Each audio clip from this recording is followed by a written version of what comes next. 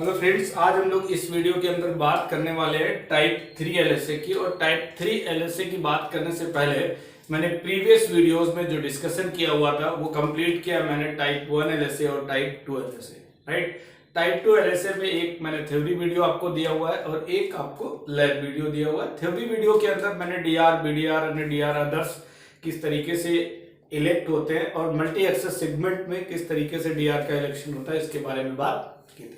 Okay, तो अभी इस डायग्राम के अंदर मैं एक छोटा सा एक्सप्लेन आपको पॉइंट ये करना चाह रहा हूं कि अगर आपको ये फाइंड आउट करना हो कि इस एरिया के अंदर, ये एक सिंगल एरिया है, इस एरिया में कितने टाइप 1 एलएसए और कितने टाइप 2 एलएसए हैं। तो टाइप 1 एलएसए तो राउटर के अकॉर्डिंग होंगे, टोटल नंबर ऑफ राउटर्स 4 है, तो आपका टाइप 1 एलएसए हो गया 4। और अगर टाइप 2 एलएसए की बात करें तो आपको पता है कि type 2 LSA multi access segment पे होंगे, तो टाइप 2 एलएसए आपका मल्टी एक्सेस सेगमेंट तो एक तो ये हो गया, राइट, और एक मल्टी एक्सेस सेगमेंट ये हो गया। मतलब टोटल जो टाइप 2 एलएसए होंगे वो कितने होंगे, टोटल एलएसए होंगे 2 टाइप 2 एलएसए। ओके, अब इस डायग्राम के बाद हम लोग बात कर रहे हैं टाइप 3 एलएसए की। टाइप 3 एलएसए को एज ए समरी एलएसए बोलते हैं। क्या बोलते हैं? Summary LSA. Type 1 means router LSA, type 2 means network LSA, type 3 means summary LSA. Okay, type 1 and type 2 का जो रोल है वो सिंगल एरिया का रोल है। मतलब type 1 and type 2 same area में होंगे, वो किसी अदर एरिया में अपडेट नहीं होंगे, राइट। तो ये टाइप 1 का रोल था। और टाइप 3 का रोल ये है कि एक एरिया के जितने भी मल्टीपल राउटर्स होंगे उन राउटर का जो नेटवर्क है, समरी नेटवर्क, वो दूसरे एरिया में अपडेट करेगा। तो एक डायग्राम के थ्रू मैं आपको समझाने की कोशिश करूंगा कि किस तरीके से टाइप 3 एलएसए वर्क करता है, राइट। देखते हैं हम लोग।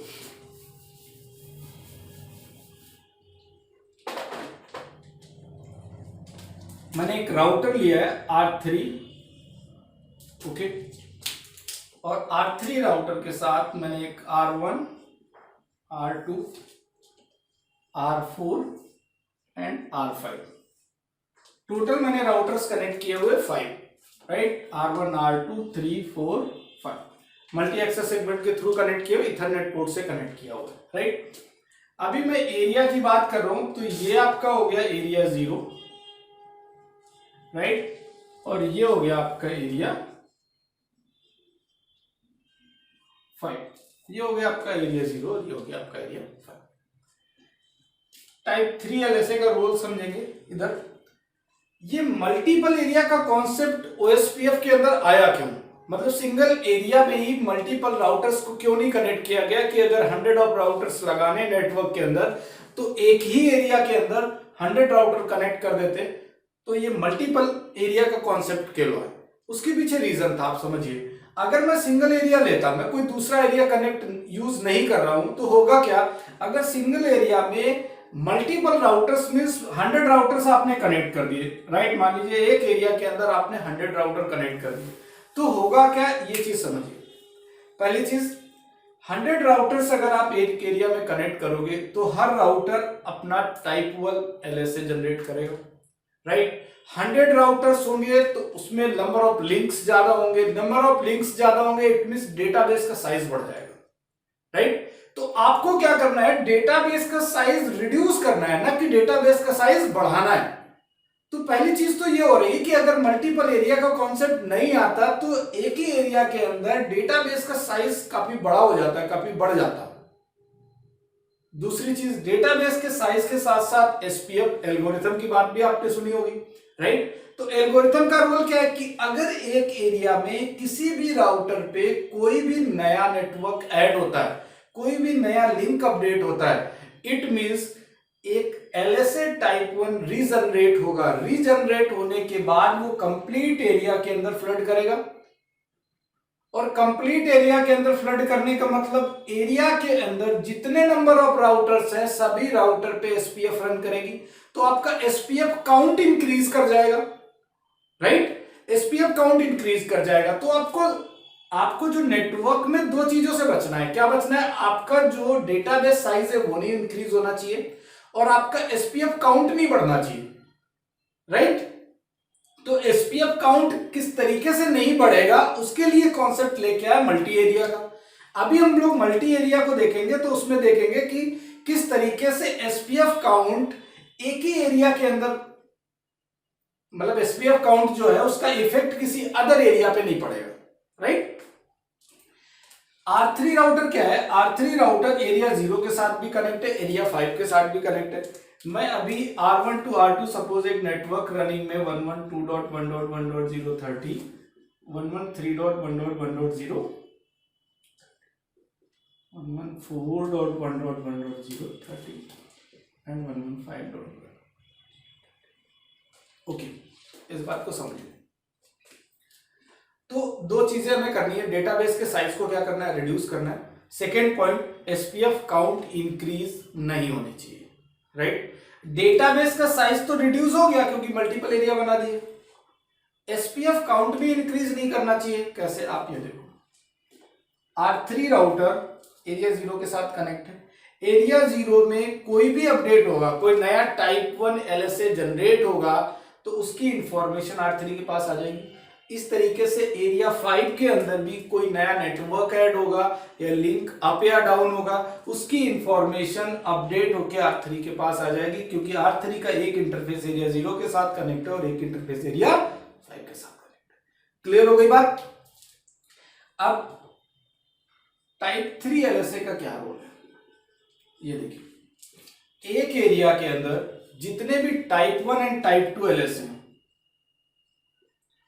टाइप 1 एंड टाइप 2 LSA, ये टाइप 1 एंड टाइप 2 LSA तो सेम एरिया के लिए हुए ना, ये LSA आपके अदर एरिया में तो अपडेट होंगे नहीं। इट मींस जितना भी LSA डेटाबेस है उसका एक समरी डेटाबेस R3 एरिया 0 से एरिया 5 में अपडेट करेगा। लेकिन समरी डेटाबेस में होगा क्या? समरी डेटाबेस के अंदर नेटवर्क की इंफॉर्मेशन होगी। किसकी इंफॉर्मेशन होगी? नेटवर्क की इंफॉर्मेशन होगी। मींस 112.1.1.0, 112.1.1.0/30, 113.1.1.0/30 मींस R3 एरिया 0 से इन दो नेटवर्क की इंफॉर्मेशन एरिया 5 में अपडेट करेगा इन फॉर्म ऑफ LSA 3। ठीक है, ऐसे ही R0 के अंदर एरिया 5 से 114.1.1.0, 114 एंड 115 का नेटवर्क अपडेट करेगा in form of LSA 3 towards area 0। तो आपको बात समझ में यह आनी चाहिए कि नेटवर्क की इंफॉर्मेशन अपडेट हो रही, database LSA database update exchange नहीं हो रहा। मींस जो टाइप 3 LSA है ये नेटवर्क इंफॉर्मेशन एक एरिया से दूसरे एरिया को अपडेट कर देगा, जो ABR राउटर है, राइट। और अगर नेटवर्क इंफॉर्मेशन एक्सचेंज हो रही है तो टोपोलॉजी की कोई इंफॉर्मेशन दूसरे एरिया को नहीं है, मतलब एरिया 5 को एरिया 0 की टोपोलॉजी के अंदर क्या चेंज है इसकी कोई इंफॉर्मेशन नहीं है। इट मींस जो एसपीएफ इधर रन करेगा उस एसपीएफ का कोई, जब भी आप इस एरिया के अंदर कोई चेंजेस करोगे देन अदर एरिया में एसपीएफ काउंट इंक्रीज नहीं होंगे, अदर एरिया में एसपीएफ काउंट इंक्रीज नहीं करेंगे। तो समझ में आ गई क्यों नहीं करेंगे? क्योंकि नेटवर्क इंफॉर्मेशन एक्सचेंज कर रहा, टोपोलॉजी की इंफॉर्मेशन तो एक्सचेंज नहीं हो रही, मींस LSA डेटाबेस तो एक्सचेंज नहीं हो रहा। Done, clear. अब बात करते हैं हम लोग इसमें कॉस्ट को समझने की जरूरत है। कॉस्ट को समझने से पहले यह समझ लेना चाहिए आपको कि अगर आपका जो LSA टाइप 1 और LSA type 2, LSA type 2 means type 2 LSA में कॉस्ट कैरी नहीं होती। टाइप 2 LSA के अंदर कॉस्ट की इंफॉर्मेशन नहीं होगी। जब भी आप टाइप 2 LSA ओपन करके देखेंगे इस नेटवर्क LSA आपको कॉस्ट की इंफॉर्मेशन नहीं मिलेगी।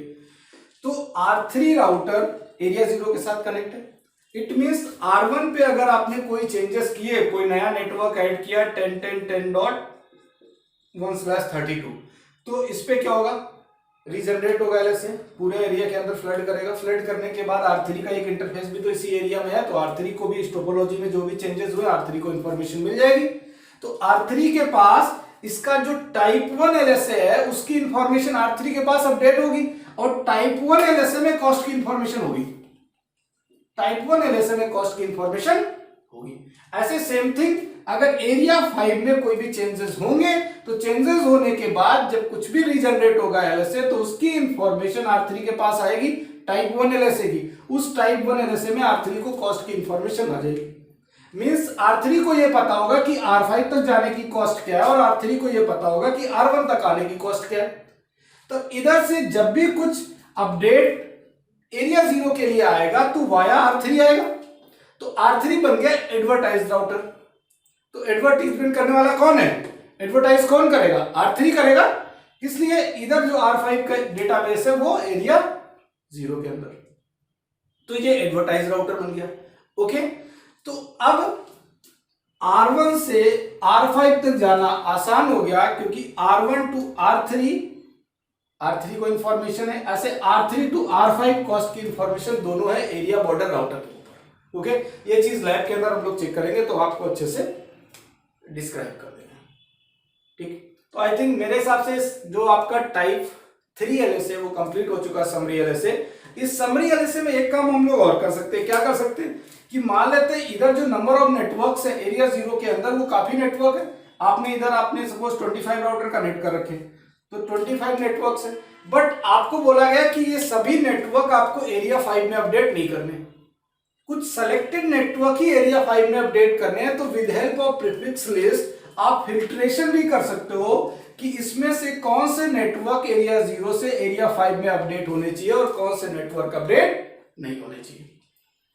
ये ऑप्शन भी है आपके पास, राइट।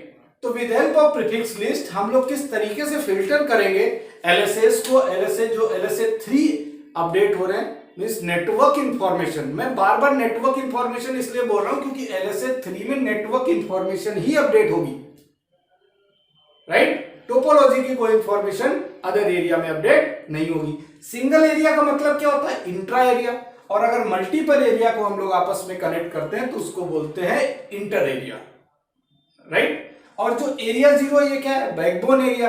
एरिया 1, एरिया 2, एरिया 3 ये क्या है? रेगुलर एरियाज है, राइट। तो जिस तरीके से अभी एरिया 5 है वो एरिया 5 एरिया 0 के साथ कनेक्ट है। इट मींस आपका रेगुलर एरिया बैकबोन एरिया के साथ कनेक्ट है विद R3 राउटर। ओके, इन सारी चीजों को मैंने अभी कंप्लीट किया। इसकी मैं एक लैब आपको दूंगा नेक्स्ट वीडियो के अंदर, वो लैब आप कंप्लीट करिएगा। और कंप्लीट करने के बाद उसके नेक्स्ट वीडियो में, थ्योरी वीडियो में, हम लोग टाइप 4 एंड 5 एलएसए की बात करेंगे कि किस तरीके से 4 एंड 5 एलएसए क्रिएट होते हैं। बहुत ही इंपॉर्टेंट पॉइंट है 4 एंड 5। ओके, तो इसके बाद लैब कंटिन्यू, उसके बाद आपको 4 एंड 5 का वीडियो मिलेगा। Thank you so much.